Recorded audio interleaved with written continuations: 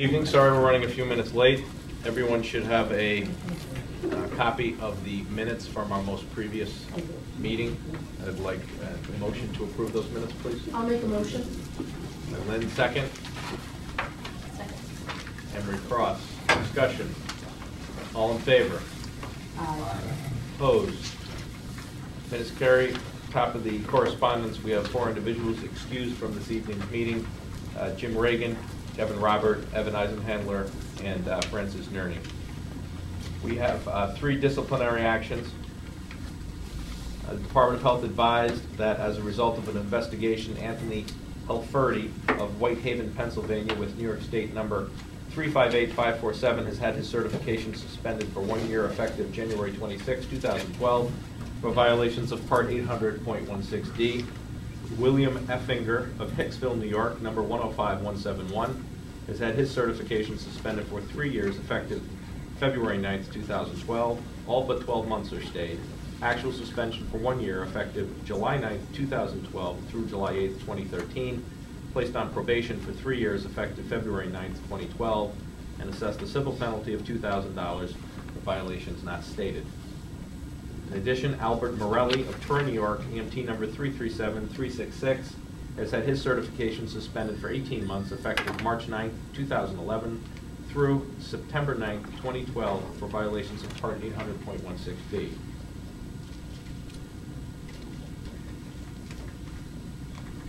The rest of the correspondence appears on your agenda and is for informational purposes only.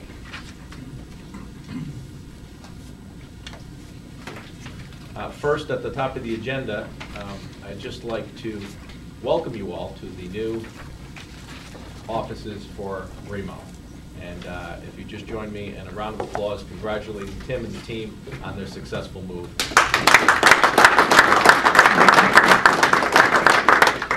Right down to the sweet mints each table. Very nice touch. Rainbow tablecloth coverings, blue and white. Very classy. Initially, in the agenda that you received, we were presenting a very brief report of our investment portfolio performance at the executive meeting. I kind of discovered that maybe there was some confusion regarding that, so I've asked Jim Watkinson, who's a vice president with RBC Wealth Management, who's responsible for our investment portfolio, to speak briefly in front of the entire council to provide a high-level review, and then if there are any questions, he'll be happy to take your questions. Jim? Hello, everybody. Thank you for coming. My name is Jim Watkinson. I'm with RBC Wealth Management in the Albany office. I have been working with the executive committee since about March of 2010, starting with formulating an investment policy statement to managing the investments with a long-term strategy for Remo really since March of 2010. We meet typically on a quarterly basis. Sometimes it's on a telephone where we're doing a conference call, or it's in person. The objective is to have quarterly updates, performance reviews, discussion of the overall markets, any changes that need to be made. This year we just had our annual summary discussing our last year's 12 months performance. Right now the account is primarily invested in fixed income investments, bonds, high quality bonds, U.S. Treasuries, taxable municipal bonds, 75% of that. There's currently 11% in money markets, which are FDIC insured, and we have 14% in dividend paying high quality stocks. Happy to say that last year we had a great year. We outperformed the market and its benchmark indices by about 10%. Our total return for the year on the blended performance portfolio was a little over 9%.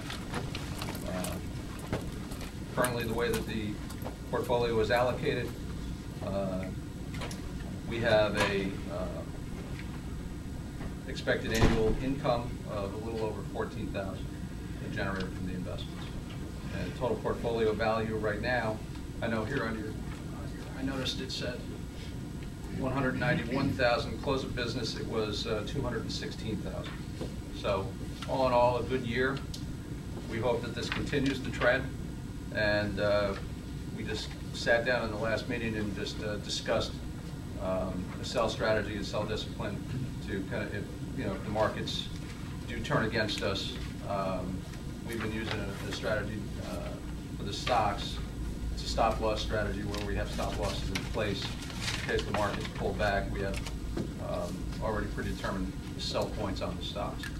So I guess with that, I'll open it up to any questions and see if anybody has any concerns, questions. Questions for Mr. Watkins?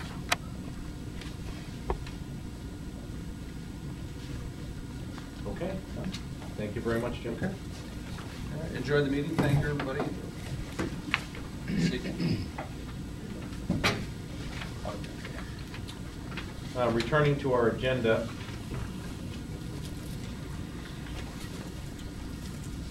we do have one more item of correspondence.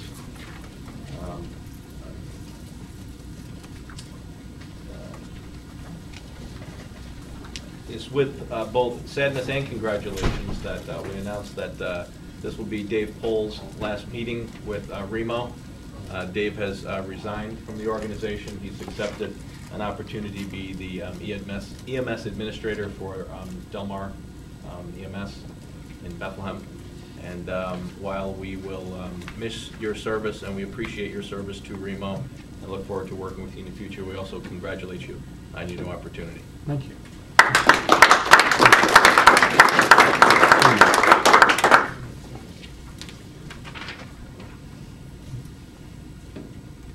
CON committee, Rich? Sure. I'll report on behalf of Evan, who's not here tonight. The CON committee did not meet, but a public hearing was conducted in the city of Hudson in the matter of Columbia County EMS. One more time. Columbia County EMS's application for permanent operating authority. The applicant, Columbia County EMS, provided us with persuasive and substantial evidence in support of its assertion of public need. There was no evidence introduced in opposition to the application. Because we did not have a quorum of the CON committee, we could not develop a motion, but it was the consensus of Mr. Eisenhandler and myself that the hearing officer's report should be accepted and the application should be approved.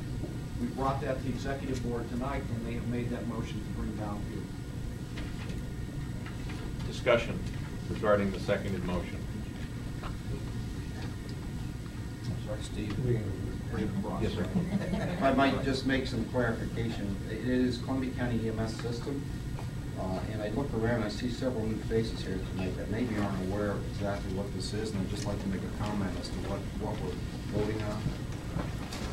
If that's acceptable. Is that acceptable? Make some comment on what we're voting on. Yes, you can, sure. Because I do see several new faces. As you know, Columbia County obtained the CON, temporary CON approximately 2 years ago to enter in agreements with existing agencies within the county. The purpose of this agreement basically was that so we can move these agencies around to depleted areas. Over the last several years, last 2 years, it's proved to be very successful. We've been able to reduce response times down between 40 and 45% within our county for areas that are depleted. The county does fund the program. It's a minimal funding. Those of you that are aware of the cost of putting one bus on a road 24/7, the county puts in about half that amount, and it's distributed amongst 4 agencies. And we were able to successfully reduce response time. So it's proven to be successful, especially from a patient standpoint. So with that, I just want to explain to some of the people here of what you're voting on. It's also the culmination of 10 years worth of effort for PJ and squads of Columbia County. And they've done a hell of a job putting this together as a model for the state. Any further discussion or comment regarding the motion before the vote? Has everyone signed the attendance sheet? Has anyone not signed the attendance sheet?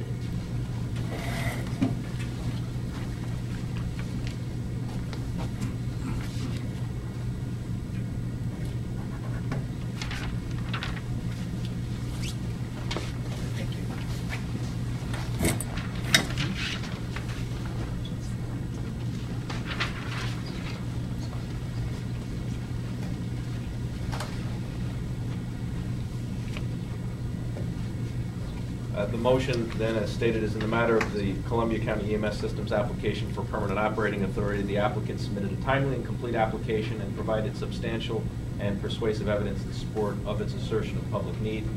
Furthermore, no opposition to the application was presented during the public hearing nor during the public comment period. Therefore, the Hudson Mohawk Remsco moves to accept the report of hearing officer Terrence Hannigan and approve the permanent operating authority application of the Columbia County EMS system. This is the motion that comes down as a seconded motion. Your affirmative vote is in favor of the motion. Les Fremantle? Yes. William Price? Yes. B.J. Keeler? Respectfully abstain. Judith Shub? Respectfully abstain. Dave Bettini? Yes. Phyllis Stinkelacker? Yes. Phil Myers? Yes.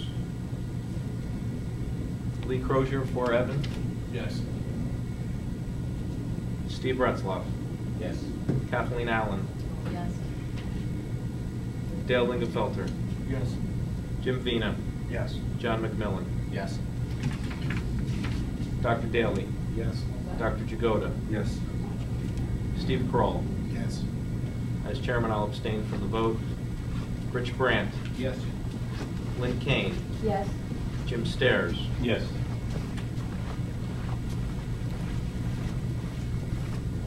Tom Corcoran for Scott Skinner? Yes. Jeff Williams? Yes. Anne Marie Cross? Yes. Have I missed anyone that has voting rights?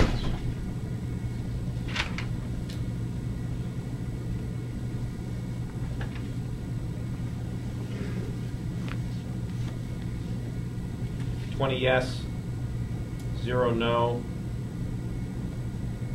3 abstentions. Motion carries. Congratulations. Any further business from the CON committee? We'll take the executive director's report then, Tim. Everybody should have a copy. Not a lot on there, we've been busy here, but a couple things I will highlight. BLS FR updates, we're still working with the Bureau of EMS to complete those. What I found interesting, statewide, 49 agencies on their own decided to deactivate their BLS FR status. Do not know if there are any regionally, I have not been advised of that yet. Some other calendar items, EMS Memorial, Wednesday, May 23rd. Vital Signs coming up in October.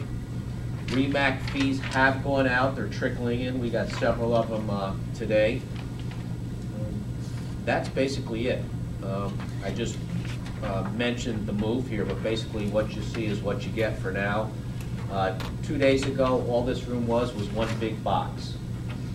We've done a lot of work in the last couple days. Filled 2 big 10-yard dumpsters with stuff out of here. Probably by the next meeting, this room may actually look even a little bit different, but it should be in a good way. But I'm just happy for your support, and on behalf of the staff, we'd like to thank you for that.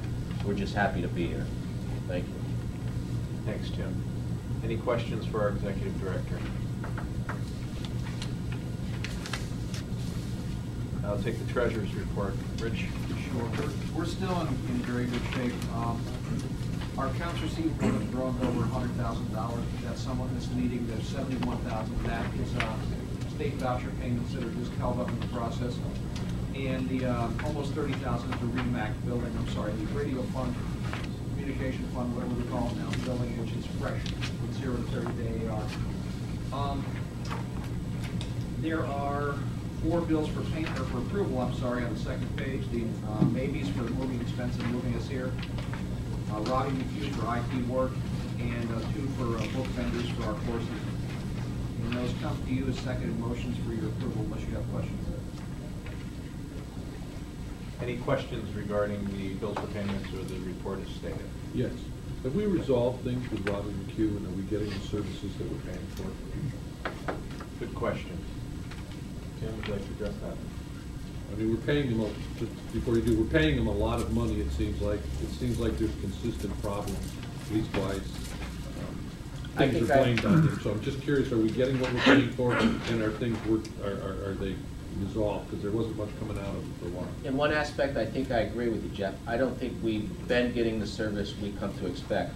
The bills that he's being paid for is for work that has been completed. That being said, we discussed in the executive meeting, I'm going to hold a meeting with Robbie, because no, I don't think we're getting the service that we're paying for. So Is it time to look for another vendor or a more public system? it's Because it seems like they've broken into two separate factions, and one hand isn't talking to the other in their own company. yeah. Robbie does a couple different things here. He operates Remo ALS, which basically I don't think we can go out right now and find somebody else to do that aspect of the IT position. Without a little bit of work there and perhaps a little bit of more money for that, Jeff. But he also does the web stuff, which we've already been looking for people now, and I've asked for several proposals on that. So basically, he does a couple different things here. But we are exploring different options with that. So we're gonna go ahead and pay this because he's done enough work to earn this, or has he not met his obligations? Well, this amount of money is for work that has been completed. That being said, he's not going to get that check till he comes in and he sits down with me, and hopefully we iron out a few things. I don't think this is over with yet. I'm not sure it's where it's going to go with Robbie. Robbie was in partnership with another man named Peter Ragone, who relocated to New York City. That probably is part of the problem here. He depends on Peter for a lot of his work too, and there's a delay with him working another job in New York City. All told, I'm not happy with it at all. This money has been approved, but it's not going to go to Robbie McHugh until we have a sit-down meeting. I'll advise you next month as to where that goes or what happens with that. I'm not entirely sure yet. I don't know how that meeting's going to go. Any other questions?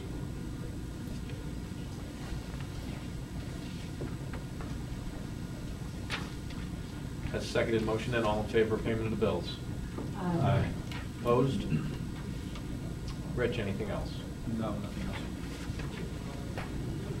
The report of the group purchasing? Group purchasing volume was down a little bit in January, to about $1,250.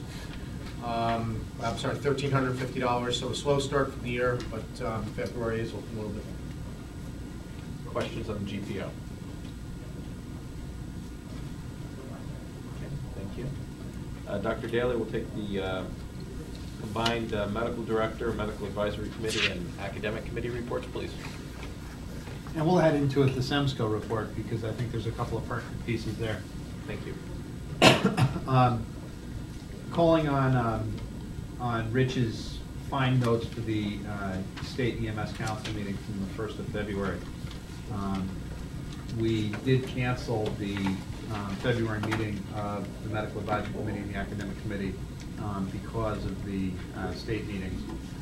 Since there are significant changes coming to Article 30, and we thought it was important for everybody to be able to go to those meetings if they chose to, and a lot did.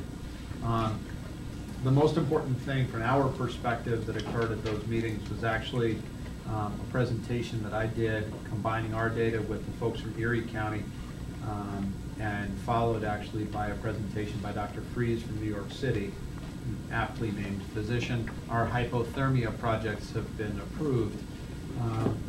So the project that we have had going quite successfully over the course of the last year or so has now been officially blessed by the department. We'll be allowed to continue. The other thing that we have been a part of in the past is minimum ALS treatment guidelines. This is a discussion along the lines of exactly what is a protocol, what is a treatment guideline, where is the ceiling, what is the floor for each level of care. The idea of these statewide ALS treatment guidelines was to provide a minimum for all ALS providers across the state. The adult guidelines have been passed. The pediatric guidelines were reviewed by the EMSC committee and then brought forth to the CMAC, where the CMAC then reviewed the recommendations of EMSC and rejected them. This was an interesting situation where the MSC committee had actually sent forth recommendations that things like intranasal administration of midazolam not be a part of care in EMS, when we've seen this being extremely successful. So it'll be really interesting to see what happens as we continue towards these treatment guidelines from a pediatric perspective as well. The ALS guidelines, I think, have gotten a much longer look than the pediatric guidelines have. Sorry, the adult has gotten much more of a look than the pediatric.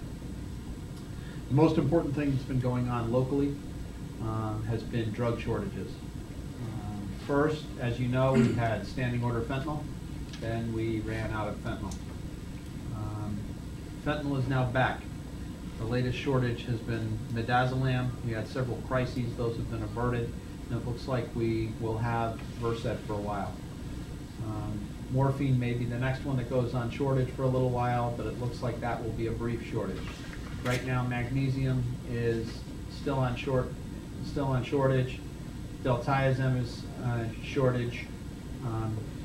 This is not going to go away anytime soon. This is being looked at all the way up to the national level. There's a significant amount of discussion between medical directors on how to deal with this. If you happen to find out that your ALS agency is getting short of any medications that are in short supply, make sure to let this office know so we can have it on our radar and try to figure out the most appropriate next solutions for this. We need to be able to be ahead of the curve on this one. Most cases, people have ramped up the amount of drug that they carry in stock to be able to carry and make it through these shortages. So let's face it, EMS does not use a lot. Some people have raised their stock a lot in order to make sure that they cover it, but it's been working. Right? We've come up with some answers, some very creative solutions for getting around controlled substance shortages, and we'll see how we can manage to continue to do this in the future. Bureau of Narcotics Enforcement has been extremely willing to work with us, as has Bureau of EMS, to make sure we can get through these crises and hopefully continue to treat our patients appropriately.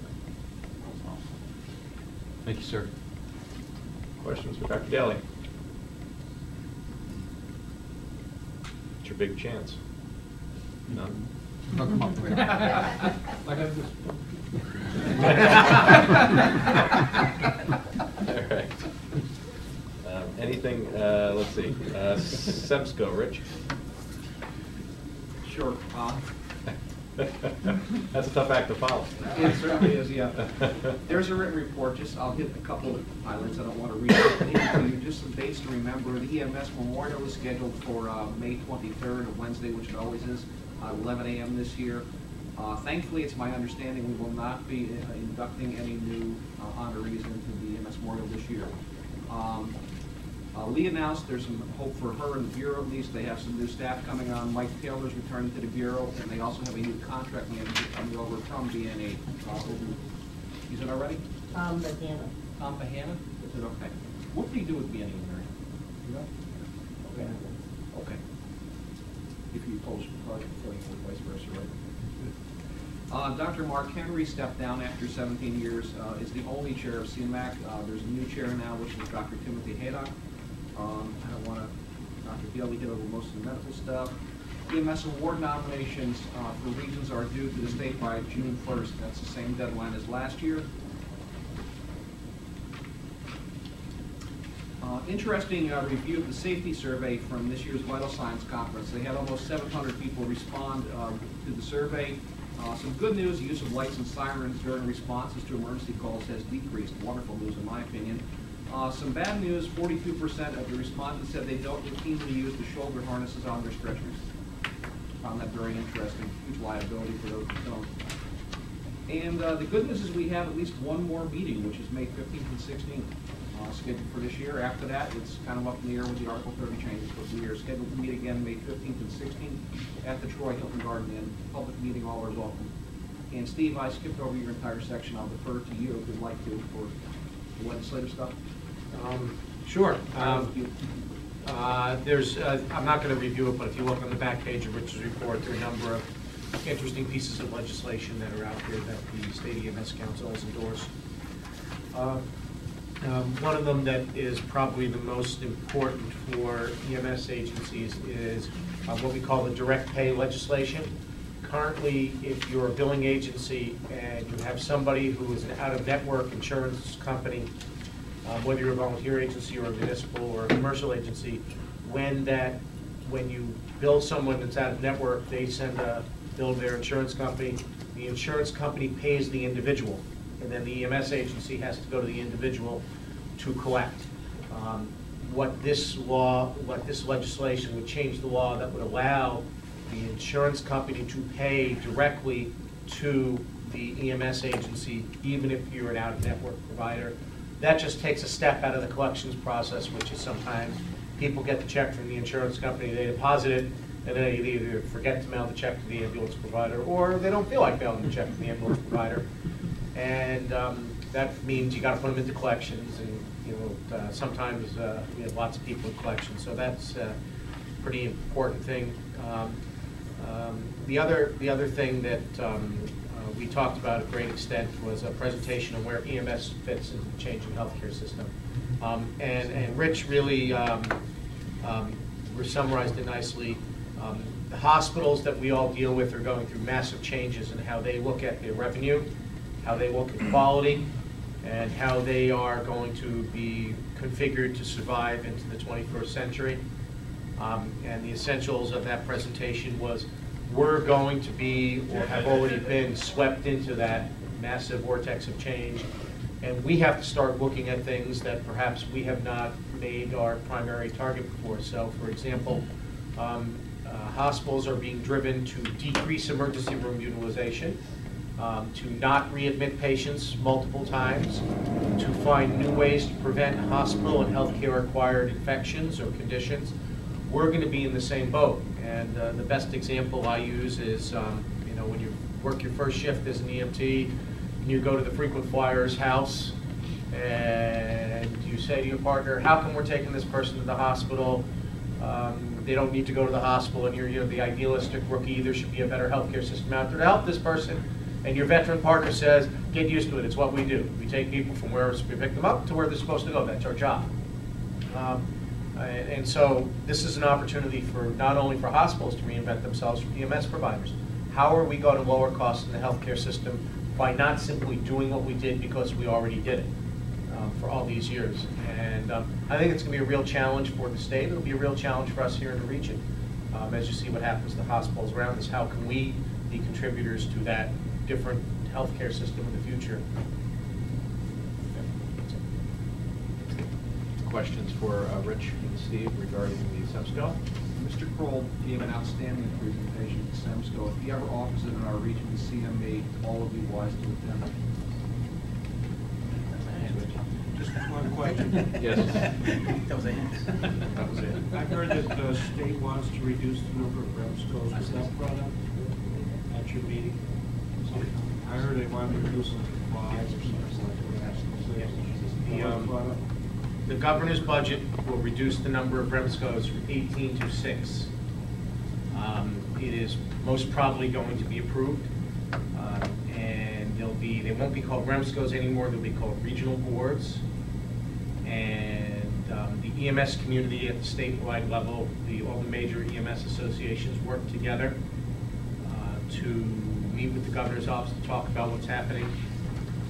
I think the EMS community has generally been supportive of reforming the EMS system, but there will be fewer people that the Department of Health is going to be contracting with in the future. And so program agencies are going to have opportunities to be part of the future, but there are going to be consolidations among program agencies and mergers. And that's really being driven by the SAGE Commission, which is Governor Cuomo's commission to reduce the number of government bodies. And unlike previous changes in EMS, this one's being driven by the governor. This is not being driven by the Department of Health. So it's going to happen. I think the EMS community has been meeting with the governor's staff in such a way that the governor's staff is very interested in the input of the EMS community. It's not the EMS community saying, we like it the way it is, so don't mess with it. And because of that, the governor has really welcomed the input from the EMS community. So as this transition happens, the onion will be at the table, and the fire state chiefs will be at the table, and the Volunteer Ambulance and Rescue Association and the emergency physicians. I left one out. There's one more. But they're all at the table, working together to try and figure this out. It will meet changes. I mean, for what we do, we may transition into something else. We could be part of a bigger region in the future. But we also have a lot of strengths that could make us also a leader part of the future. Any further questions? Steve, can you tell us where the nursing protocol piece is at? I saw in your report. Where what? Is that the nursing protocols, nurses in the ED to initiate screening? That was a recommendation of the MRT to the Department of Health, and it was accepted by it was voted on and approved by the full MRT. It is not being implemented through legislation, it's being implemented through regulation. So now it rests with the Department of Health and, if necessary, the Department of Education to figure out how to implement it. They don't feel that they needed to pass, they didn't write it into the budget because they didn't think they needed to. So, but it is one of many recommendations still to be done. Do you know if they're getting close to appointing a person to replace Barton Seitel? That I don't. I Certain will, position was yeah. open for- I will actually, I'll send an inquiry over, see if I can get for next month's meeting or sooner, more affirmative on where they are on that one. Steve, one of the things that's been percolating along for a while that I think would make a huge difference across the state from a healthcare perspective, and I think about it now that our new neighbors across the street are the Heart Association, which I think is very convenient. The CPR in the schools bill has been out there for a while. The Heart Association has not gotten us anywhere. Can you think of anything that we can do from here to help that move forward? Just to let everybody know what it is Sure. basically this is a bill that exists in both the Assembly and Senate side that would require training in CPR, but not certification in CPR for every high school student. And as all of you know, whether or not we have survivors from cardiac arrest depends on whether or not we have trained people ready to do bystander CPR.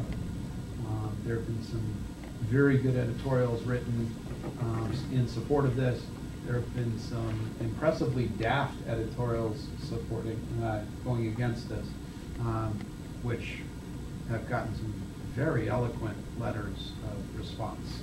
So, you know, but Steve, what else can we do to get this thing moving? I think this would be a good opportunity for a grassroots letter writing campaign within our region of EMS providers. Got to be careful. I know Remo cannot lobby, so Remo cannot go to the legislature and say pass a law. We're not allowed to lobby as the kind of organization we are. But I don't see any reason why maybe a couple of us can't work together to draft a letter that there's no reason that Remo can't distribute this out to all the agencies, you know, with some of those good editorials that you picked up, Mike. We've got some really influential lawmakers in this region. You know, you've got Ron Canestrari and you've got Senator Farley. No reason we can't start a little bit of a grassroots movement here, that we can't share it with people in other regions and say, look what the EMS providers in our region are doing to advance this. And I'd be willing to work with you on developing something. And Tim, unless there's a reason we legally aren't allowed to send that out, but it sounds like you can send out just something from a member to the membership saying, hey, here's an opportunity to weigh in. I think that'd be a good step. Dave? Yeah, this is not just pie in the sky, because if you read the material, Seattle has a high school program, and they really push it, and they have the highest survival rates of any place in the country. And it's directly attributed to bystander CPR starting at 8. So it's not just somebody's bright idea, it's Right.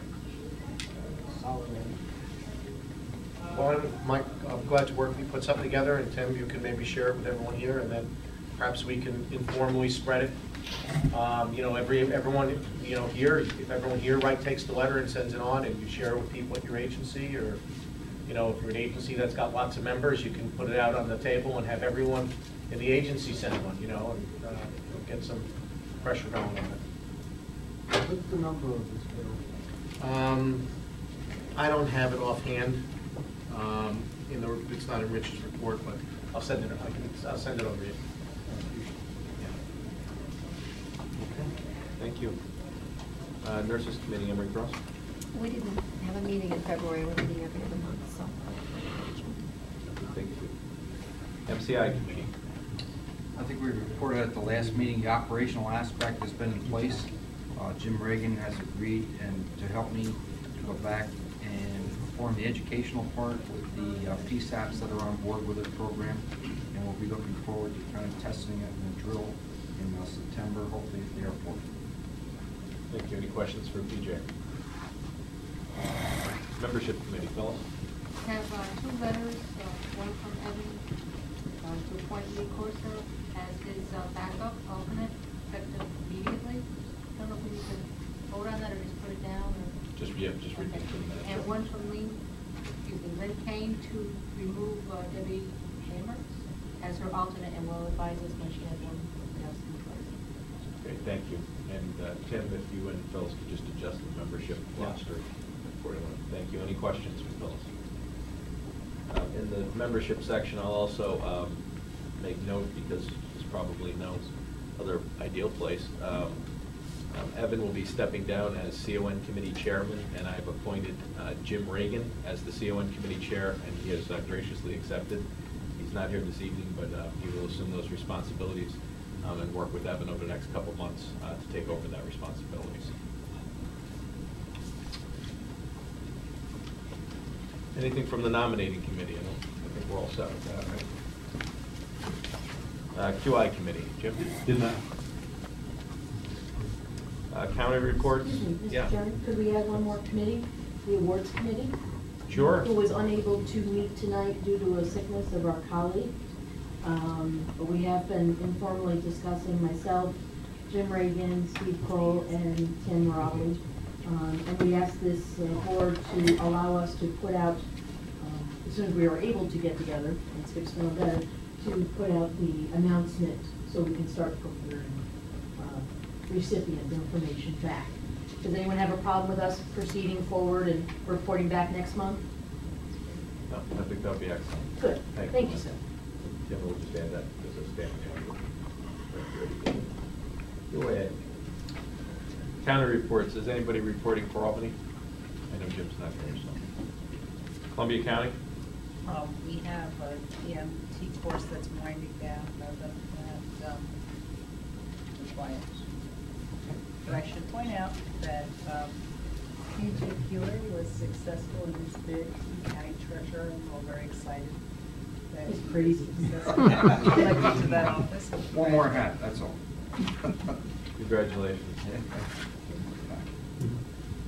Greene County? We're finishing a very large PLS original research class. We have set up to take from 8 in the morning to about 3, 4 in the afternoon to get them all through practically. So we're looking forward to a good shot in the arm from these people.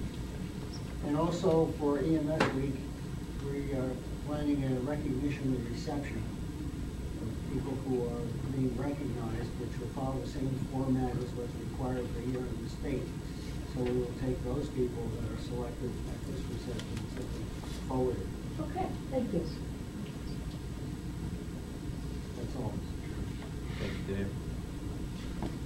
Lee, are you prepared to report on Russell County? No report.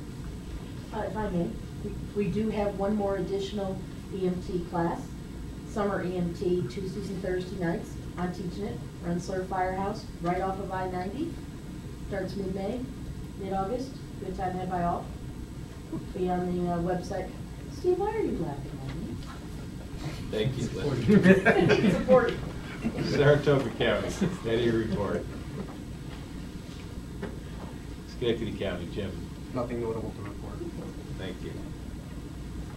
Any new business? The two items here we've already covered. Steve? Yes, Anne Marie. I just wanted to say that we had discussed the restocking list at the January meeting, but we didn't really officially vote that we passed. Okay. So we'll table that. Okay. What do you want to do? Unless anybody wants to read. review the list item by item. It's been changed and updated to reflect the new protocols, and it may help some of the hospitals make sure that they have got their restocking up to where our squads are expected.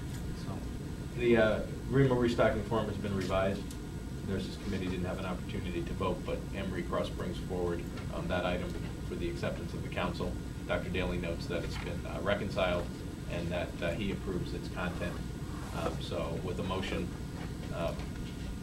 presumably made by Emery and seconded by Dr. Daly, is there any discussion on the acceptance of the new REMA restocking form for the region?